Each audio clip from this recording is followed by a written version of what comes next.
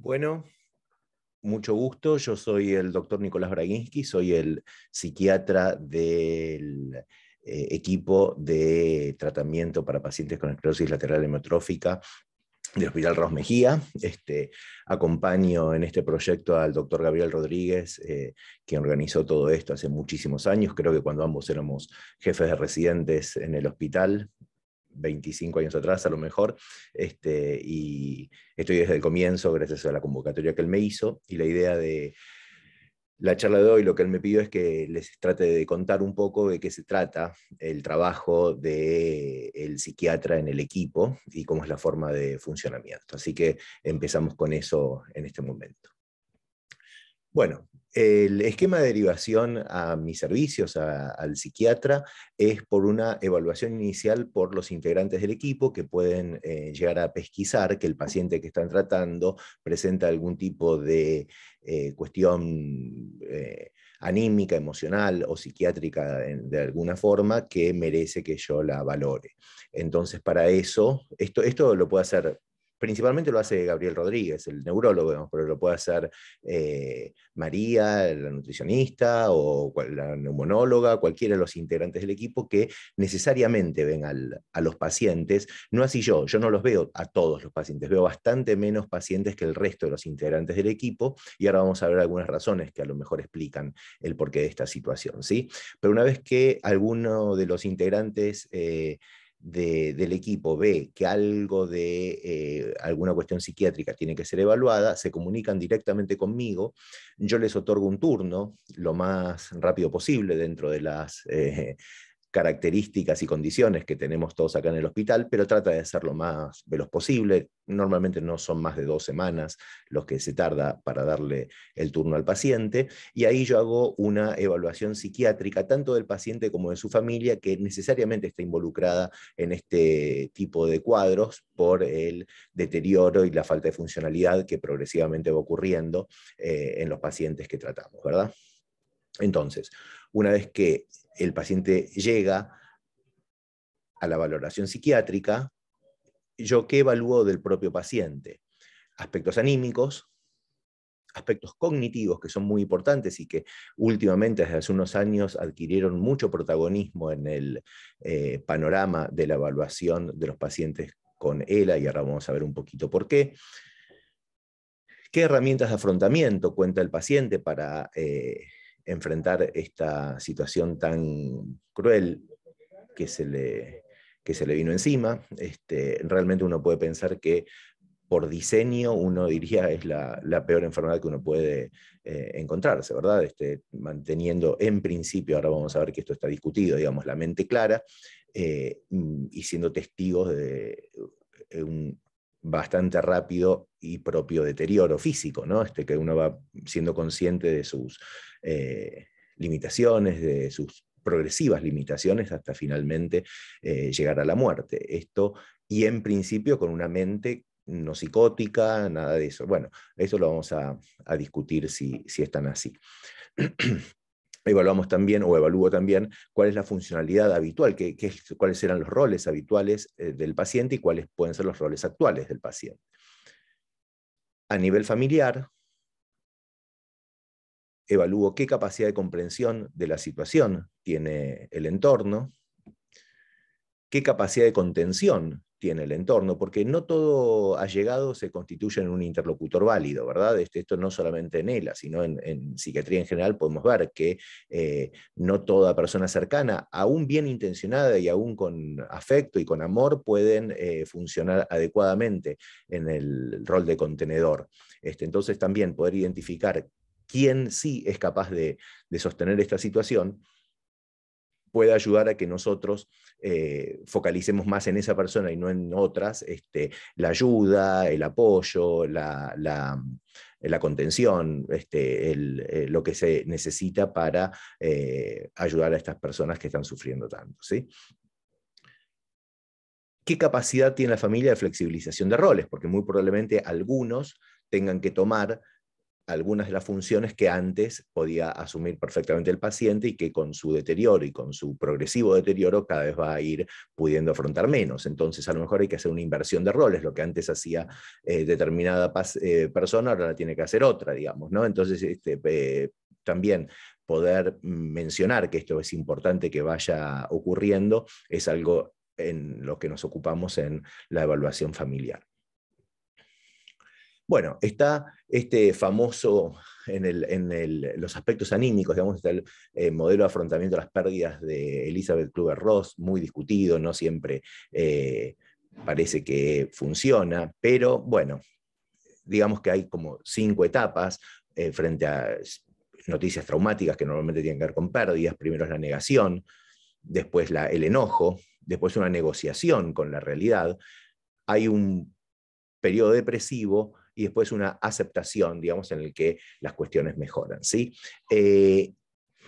A mí normalmente me llegan los pacientes, si es que este esquema es válido, en los momentos más depresivos, digamos. Es difícil que lleguen en estos otros, digamos, ¿sí? Pero cuando está en estos puntos, ahí es cuando normalmente yo recibo a los pacientes que, vamos a ver ahora, no siempre ocurren con la frecuencia que uno supondría que deberían ocurrir en una enfermedad de estas características.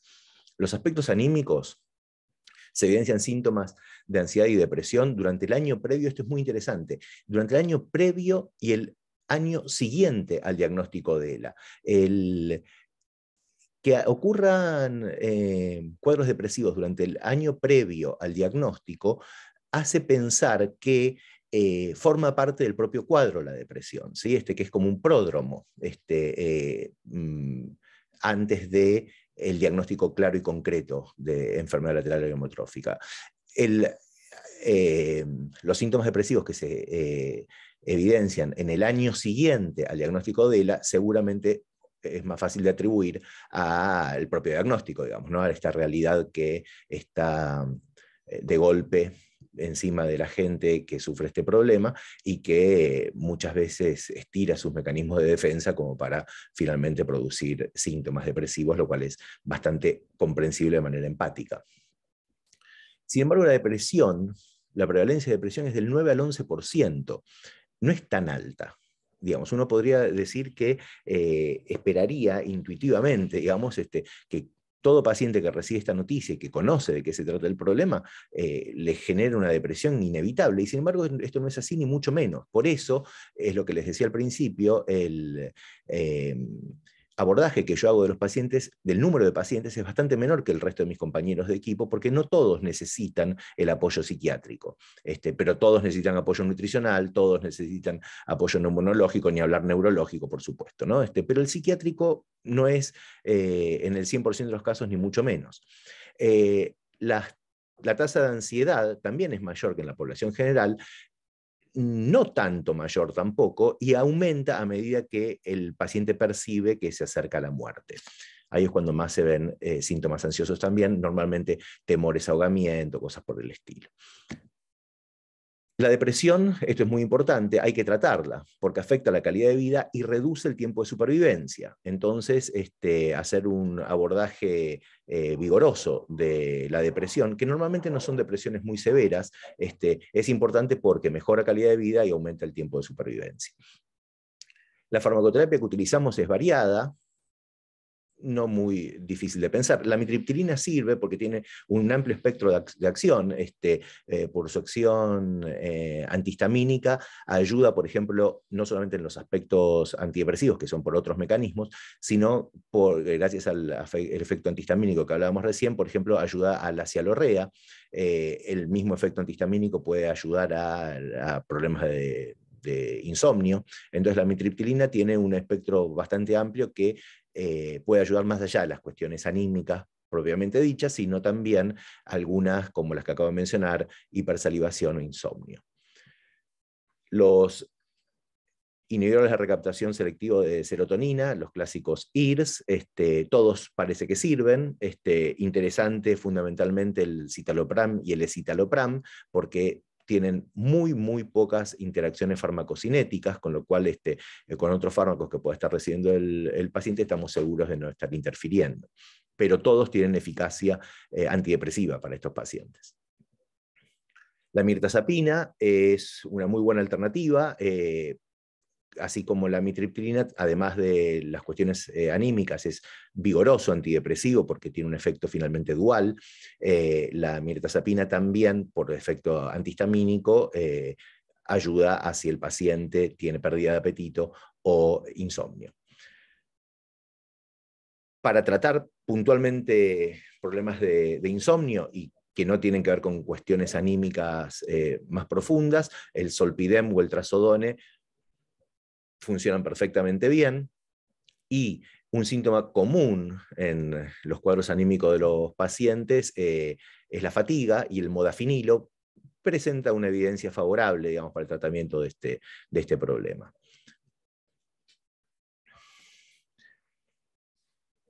Hay una vinculación muy interesante entre ELA y demencia frontotemporal que se atribuye a un pleiotropismo del gen CNORF72. Como todos saben, el pleiotropismo se define como la expresión fenotípica de un mismo gen que tiene varias expresiones fenotípicas distintas, digamos, ¿sí? Y en este caso parece que hay un continuum en este continuum pleiotrópico del gen mencionado, que va desde esclerosis lateral amiotrófica pura a demencia frontotemporal pura, pero que en el medio hay cuadros intermedios en los que hay síntomas de ambos cuadros, algunos acercándonos más al costado de la demencia frontotemporal con síntomas motores mínimos, y al revés, algunos cuadros de ELA propiamente dicha con síntomas cognitivos que puedan estar ocurriendo en el paciente. Y a esto a esta situación es una de las que se le atribuye cierto desapego emocional, a ver cómo decirlo, como cierto desfasaje emocional entre los pacientes que sufren un problema tan severo como tan dramático y tan cruel, y que la tasa de depresión no sea tan alta, digamos, como que no tienen demasiada conciencia real de lo que les está pasando, digamos. Y esto probablemente porque haya algún componente medio demencial en el asunto que hace que no tomen demasiada conciencia del problema, digamos. Es raro decir esto, ¿no? Pero como que la demencia funciona de una manera protectora para la cuestión anímica. Miren esto, entre el 5 y el 15% de los pacientes con ELA padecen también demencia frontotemporal en la variante conductual de la misma. El 50% de los pacientes con ELA presentan cambios cognitivos o conductuales del espectro de la demencia frontotemporal. Estaríamos en el gráfico más o menos en esta situación, ¿verdad?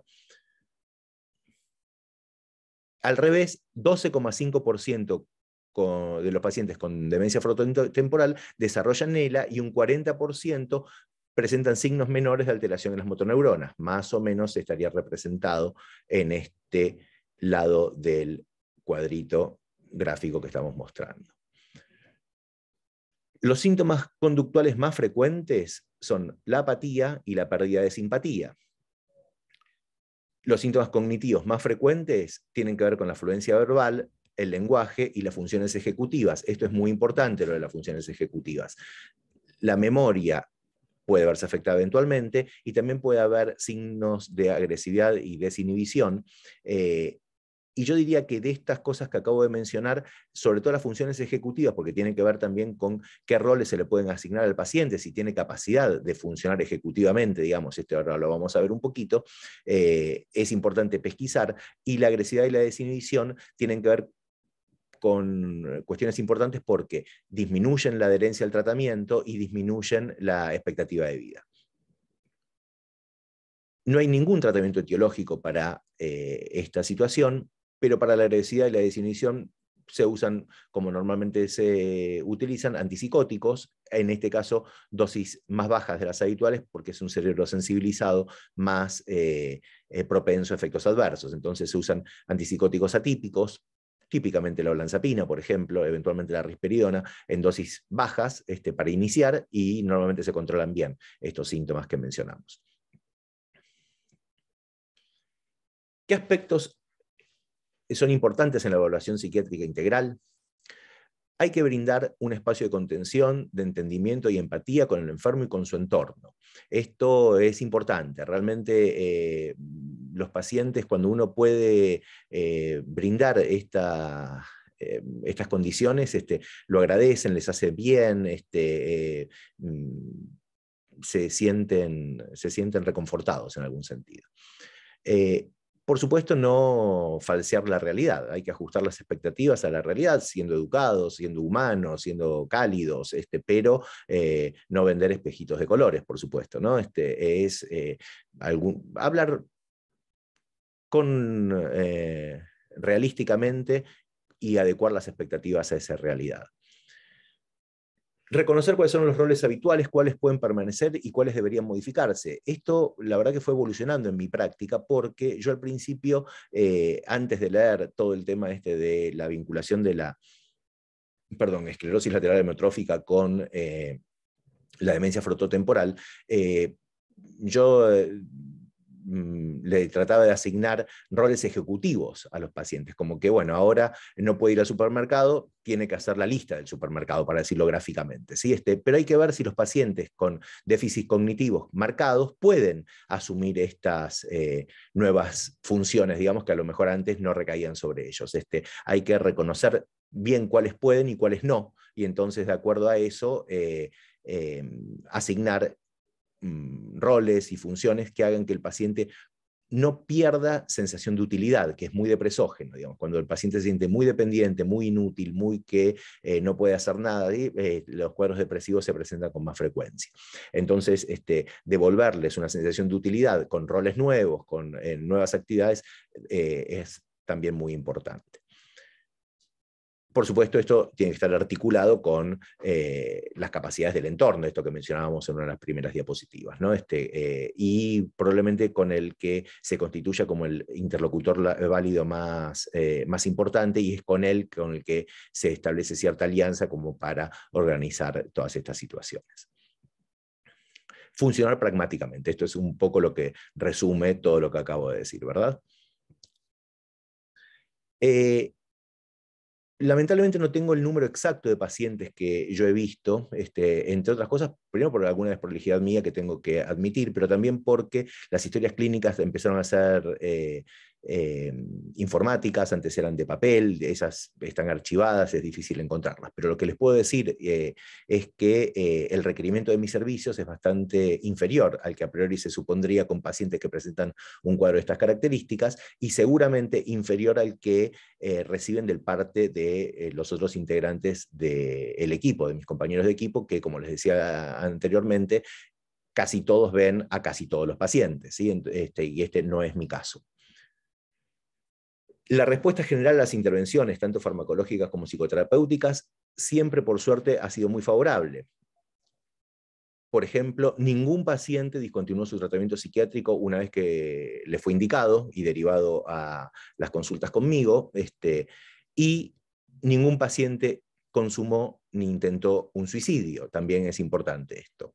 Así que uno puede decir que cuando se evalúa que el paciente necesita algún tipo de abordaje psiquiátrico, las ventajas de realizarlo son obvias, porque esto que les acabo de decir, ningún paciente discontinuó y ningún paciente intentó ni consumó un suicidio, que es la forma en que mata la enfermedad psiquiátrica. Como conclusiones de este panorama que les quería brindar en relación a mi trabajo en el equipo de ELA, podemos decir que la ELA es una enfermedad que no se reduce solamente a sus déficits motores, que existe un continuum entre la esclerosis lateral amiotrófica y la demencia frontotemporal, que la depresión y la ansiedad se presentan de manera menos frecuente a la esperada, que su virulencia, su gravedad en general no es severa, y cuentan con tratamientos eficaces para abordar ambas dimensiones. Y esto es importante porque tratar exitosamente la depresión y la ansiedad mejora la calidad de vida y el tiempo de sobrevida de los pacientes. Como siempre se repite en toda la literatura y nuestra experiencia lo ratifica, el abordaje interdisciplinario es indispensable para el adecuado tratamiento de los pacientes con ELA y de su entorno. Bueno, hasta acá llegó esta presentación. Por supuesto, cuentan con el mail por si les interesa algún tipo de pregunta o alguna cuestión que quieran conversar conmigo. Desde ya, bienvenidos. Muchas gracias por la invitación, espero que les haya sido útil. Hasta luego.